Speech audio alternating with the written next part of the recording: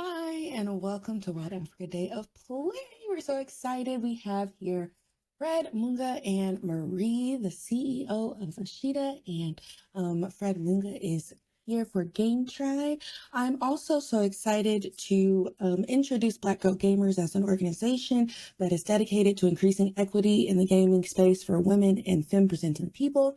And we are going to be talking about growing the African gaming community. Hello, hello. Who would like to go first and introduce themselves? Hello, I think I'll go first. Yes, so as I've been introduced by Asia, Munga Frederick, I'm the founder of GameTribe, a community of developers and also players. And also, we, as GameTribe, the main goal of the community is to help developers publish their games. So we do community-driven game publishing. Hello everyone, I'm Pierre Thiam. I'm from Senegal. I'm a game designer, educator, and co-founder of Ashita ECC, a platform that makes creative and tech education like game development, animation, digital art more accessible to young people across Senegal. On the top of that, I'm the founder of BlackGirlGamers, which is a community and association in West Africa dedicated to women in gaming. Our goal is to create safe space, empowering space for women to express themselves through games, whether as a player or as a developer, and to amplify female voice in the industry. I'm also working with my husband with Ashita Gaming Studio, where we create our own video games, and also we're doing streaming on the game like that we really like. Yeah. Basically, yeah, that's who I am. Yay! I love that. I also love that you have been streaming them, and we'll probably have a little aside about that later. But tell us more about the kind of communities that you fostered. Like, what have you seen? Where did it start? Where did it come from? Where was the need that you saw, and what inspired you maybe to say, like, I can step in and fill this gap? Well, I founded Linear Gaming during COVID-19 because we realized that like we have a lot of time to play video games, and that was kind of hard for us as a woman to like play with men. So that was like it was like they didn't want us to join them in the games. And then after that, with like some friends, we were like, let's create something like to have more women involved. And then when we did the lunch, we were like, we're not going to have many girls. But guess what? We have like 60 girls that came like to join us. And that was really amazing to discover that those young girls were passionate about gaming, but they didn't like want to show themselves or talk about it. Yeah. That's basically how we created Linear Gaming. And I've been working in GameHub Senegal, where we training young people on development, game design, and everything, and to help them to be able to make their own video games, and yeah, to be able to do the monetization and the distribution and those games. Yeah. Awesome. And same question for you, Munga. Yeah, so GameTribe community was actually inspired by Indie Games Group because up until last month, I've been the lead for Indie Games Group, which is a program by Google Play to help game developers get access to basically put developers together so that they can get access to opportunities, that is in terms of funding or share skills, and basically also get partners in the community. But up until last month, Google had to stop that program in Kenya, and we thought it wise to instead of killing the community, we could start something that still upholds the same, I would say, goal. And that's how GameTribe came to be. Because at first we were working as a publishing company, and then we thought, why not just make this community, and it's been working really well right now. Yeah. And what's been like maybe something that you didn't expect that has been really fun, or maybe a really fun outcome of fostering that community? Uh, for me, it's the collaboration between communities, because from the word community itself is we want to bring people together. And apart from them just talking about their games, we're seeing different developers working together to come up with different games. So you find that someone has been posting art in the community, and then their art, a developer likes their art, and then they come together to create a game. So you find that the different individuals are leveraging their skills, bringing together the different skills to create this one fun product. Wow. Yeah. Okay, excellent. Have you collaborated with anybody personally in there? Like anything that you're really proud of or excited about? Yes, there's a game called Infinite that we're creating at the moment, and most of the developers and sound designers we are working with. So apart from GameTribe, I also own a game studio, and most of the people that I work with are actually from the studio, from the community, and also one of our game that we've already published called Blastic. The game art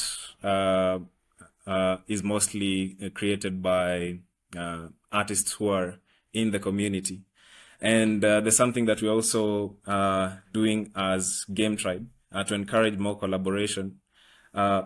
We encourage studios. So if studios are lacking in terms of skill, for instance, in our studio, we lack game artists. I think this is a universal problem, especially technical game artists. So we have a contest section for our website, GameTribe.com, where we look for looking, for instance, if they're looking for, let's say, a banner for Play Store.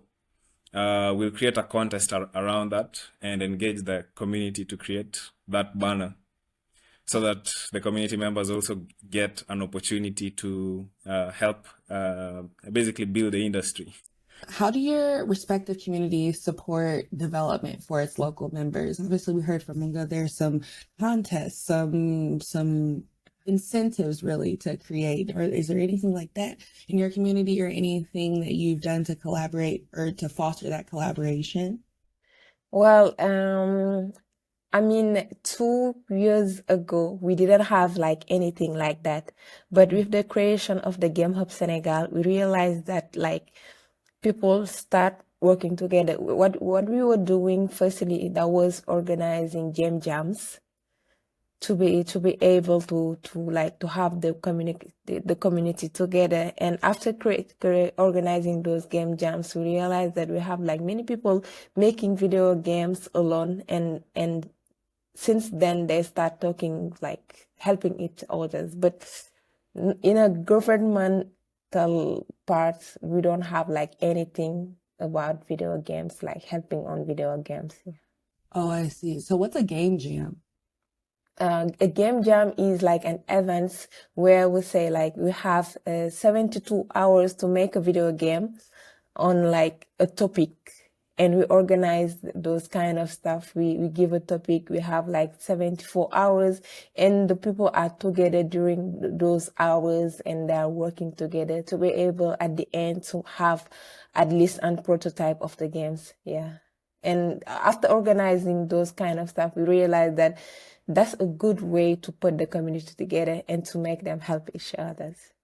So what kinds of collaborations should we be looking to create across languages, regions, and cultures to bring the gaming and development community together? And I know you focus more on development, but what things have you seen that have really helped foster those communities besides like the game jam? Well, we have like some activities, some events like the Africa Games Week, where like all the developers, the game studio across Africa can gather to be together and to be able to have like some panels to talk about how we can improve the gaming industry in Africa. And also during those events, you can meet another studio, and then you can like have co-production with that studio. So that's some kind of events that really foster the communication and also the collaboration among the game developer. We also have like some initiative like the Pan-African Gaming Group, where we have like many studios in Africa that are working together to be able to improve the game development in Africa, and they're doing co-production. And we realize when like one studio from Senegal and one studio from Kenya have like co-production, they are like making really good video games, because for sometimes in Senegal we have like really good developers, and then in another country we have really good artists, and if they work together they come up with something really amazing. Yeah, that's those kind of things that really can help the community to grow together, because we need that in Africa. Yeah. Absolutely. Are there any projects that just stood out to you, one that you think about like to this day, you were just like so moved or touched by it? Yeah, that's basically those kind of events organized. And sometime, like last year, I had the chance to participate to the Gamescom at Cologne, and there we have like an Africa corner, where we have like many people from Africa that came to Cologne to be able to show their video games. We also have gamers from Africa, and that was really great to go in this kind of activity to see what the world is doing. And when we go back home, we need to do better things, and those kind of things are really, really, really great to motivate the developers, the young developers in Africa. Yeah. Oh, so the events are really motivational, right? They give you a lot of fuel to keep doing what you're doing. Absolutely. Yeah. And I think that's great, because World Africa Day exists to promote unity and celebration among the African nations. So like, is there a Pan-African approach to connecting those two things, promoting unity and celebration besides developing? Is there anything cultural? Do you feel like more drawn to these kinds of events versus other international things? Like, what is your feeling about it? Yeah, like I realized that when I started making video games, we didn't have all those kind of stuff. But now I realize that we have like more events on that. We have like more activity. We have like more things coming together, and that's a great thing. That's a great thing. We realize that people in Africa now start understanding the importance of video games and how that can grow the economy of a country, how that can showcase the culture of a country. And in some countries, the government start doing like things on that field, and yeah, that's something great. Yeah. What countries have started that you know of? Like what? I saw somewhere in Morocco, the government start like being interested in video games, game development. Yeah, and that's something really great. And I hope in Senegal, maybe in some years, they will start on that. Yeah, we'll send them this interview and go, hey, maybe you should do some stuff, you know. That's totally fine. But when you first got into gaming, there weren't these kinds of events. So how did you find community when you first started? I didn't have like a community, maybe online on Discord, the game studio in like other countries. You can see what they are doing, following what they are doing. But I was just motivated with my passion. Only the passion. I didn't have like anyone to talk with on the game development. And then I started in a game studio in Senegal, where I was like project manager, because I didn't have any knowledge on game designer.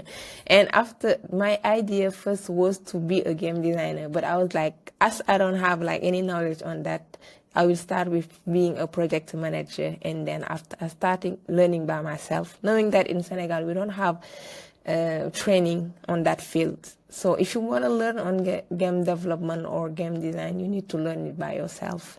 And that's what I did. And then I started doing game design.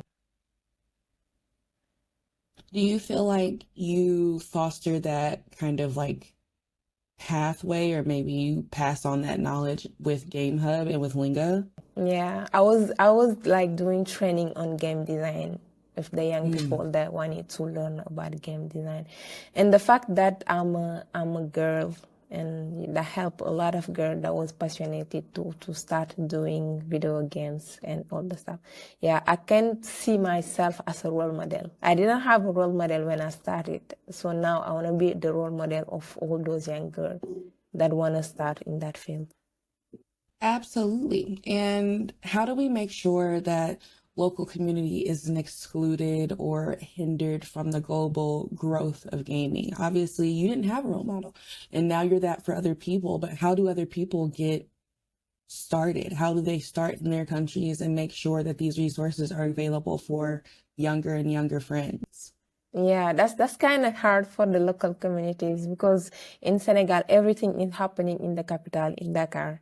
So what we did is we were doing the training when I was working in GameHub Senegal in one place where people can come and take the training. So that's when with a group of friends, we start thinking about how to open the training. And then that's where when we create the Ashita ICC, where we give training online on game development, 3D modeling, 3D animation, 2D animation, etc. Everything that is related to cultural and creative industry. And the idea behind is to be able to go to the regions to show the people how they do the training and to involve them, having like a group chat, a WhatsApp group chat, so that everyone in Senegal can join, and if they need to ask a question or things like that, if they need help, they can have those kind of help. Yeah. And online seems like the best way to start to get connected in those ways. And how do like communities like yours and BlackGirlGamers and other Western-based communities work together?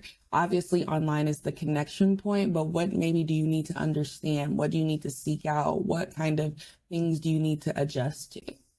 Yeah, we realized that when the first time we organize an event with Linga Gaming, like we have many people register it, but at the end of the day, we only have like 5 or 10 people showing up. That's when we start thinking of how we can like have many people coming to the meetings and all that stuff. And we start making video. Every time I organize an event, I want to make a video saying, hi, I'm Marie, I'm organizing this event and I want to see you there. I think it's something cultural. They need to see you. They need to know you to be able to come. And we have some young people, their mother are like, we're not like, it's not really sure to let our kid go to the events because we didn't know anyone there, and gaming is something like with men's and all that stuff. So every time I receiving call from the mother, hi, how are you? So my young girl want to come to the events, want to do this and this, and I want to make sure that that's something like great, that's not something sure. And I'm always like, okay, I will be there and everything will be good, all right. You know, it's like something cultural. We need to make video. We need to be in contact with the people if you want them to really join, because some people are afraid to really like join. Yeah. Absolutely. So how can people get connected with you Well, in we have GameHub Senegal? for GameHub Senegal, they have their website. I'm not working there anymore because I was like, I really need to start making my own video game now. So I've been working with some companies, and now I need to make my own video game. But they have their website, GameHub Senegal, where like if people want to know about game development in Senegal, Cameroon, Cote d'Ivoire, we have a report there. They can download it to be able to understand what kind of device people are using and things like that. That can be really helpful for the people that want to start making video games. And also they are doing like many events to gather the community. GameHubSenegal.com. You can see everything on that. And for Ashita ICC, we have ashita.icc.com, where we can like, you can see our website, the training that we have there. Yeah. And for the girl community, that's Linger Gaming on Instagram, Facebook, Twitter, and yeah, we posting the events and yeah, talks, things like that. Yeah. Is there anything else that you would like to share with people about growing the development community in Africa? Is there anything that you are just like so passionate about? Because I think culture is a really great point for anything, right? Culturally, it's important. But is there anything else that you want to share that makes you happy or brings you a lot of peace about the community and the growing there? Yeah. Maybe the fact that when we starting growing the community, that was really hard for us. And then we realized that if we want to grow the community, we need to understand the mindset of the people there. Because game development is something that our people don't really know. They don't know how it is important on a economic part or on a cultural part. And we need to, I don't know, we need to show them what is it, to show it to the parents, to show it to the government, to show them that that's something that you need to take account. And that's something that is like creating a lot of money. So that's the first thing to do. If you want people to listen to you, you need to show them. And for doing that, you need to do a lot of research. You need to try to understand how people are thinking, and then starting like having the community together. That's something really important. We're starting by organizing an events, and we didn't have like 3 or 2 people. We were like, what's happening? And after that, we were like, now we need to think to be able to know how we can put the people together. And now we have many people interested and people are joining the events. Yeah. That's excellent. Thank you so much. I'm so happy that you are here and got to chat with us. This was Marie from Ashita. Yeah. I love saying that. You know, I'm talking to CEO of Ashita. Yeah. I love that so much. Be sure to follow Marie. How can people get connected with you? I'm on LinkedIn. If you type Pierre Thiam on LinkedIn, you can show me. You can send me message. Like I answer people. Yeah. Absolutely. Thank you so much, and we will chat with you soon. Thank you.